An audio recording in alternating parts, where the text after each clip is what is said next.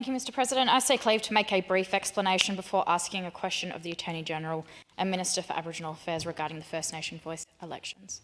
Is leave granted? Leave is granted. The Honourable Mrs Henderson. On the SA Voice election website, under counting the votes, it says, and I quote, "Counting of the votes will commence from Monday 25th March." End quote. And that quote, "Counting will continue through the week and may require further counting into early April following the Easter break. More information about how and when votes are counted will be provided soon." Given the election was held on Saturday, 4 days ago, my questions are, 1, why is there no updated information publicly available on the government website as to when counting will be completed? 2, has EXA been provided with sufficient resourcing to manage the state First Nations voice elections? And 3, does the Minister have confidence in the Commissioner? The Attorney-General. I thank the honourable member for her questions. As I informed the chamber yesterday, it's my understanding that postal votes still have a time to be received. I think it's at least until the end of this week that postal vote applications, postal votes can be received by the Commission.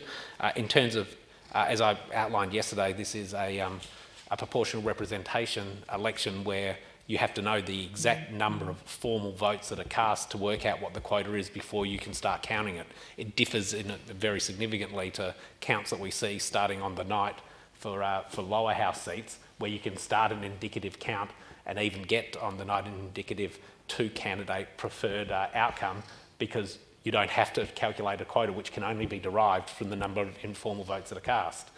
The method that we use in this proportional representation system is a single transferable vote system. I think in the SA Legislative Council, it's the inclusive Gregory method of single transferable vote system, where the quotas derive from dividing the total number of formal votes by the number of positions available plus 1 to work out the quota. So yeah, there is a very, very logical and obvious reason why you can't start a count until you have all the votes, and with postal votes still arriving, you need to be able to do that.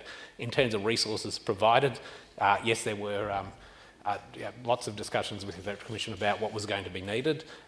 There were dozens and dozens of places that there were early voting centres and mobile voting centres. I know mobile voting centres were held in communities across South Australia, including Kalka, Pipilajara, I think Campi, Armada, Pugaja, Umuwa, Couchity, Mimili, Awanja, Nepabunna, Point Pearce, Yalata, to name Oak Valley. I believe there was an early voting centre, to name just a few of the very remote locations that the Electoral Commission was provided with resources to hold the elections. So certainly, there were significant resources, sir, and as I explained yesterday, and as I hope I've explained, so the member has a reasonable grasp and understanding, you can't start a count of a proportional representation election until you have until you know for sure how many formal votes are cast. Supplementary question, the Honourable Mrs Henderson. Can a Minister advise why there's no updated information on the website per my original question? Did you talk about the website? I'm not sure what's information on the website, sir.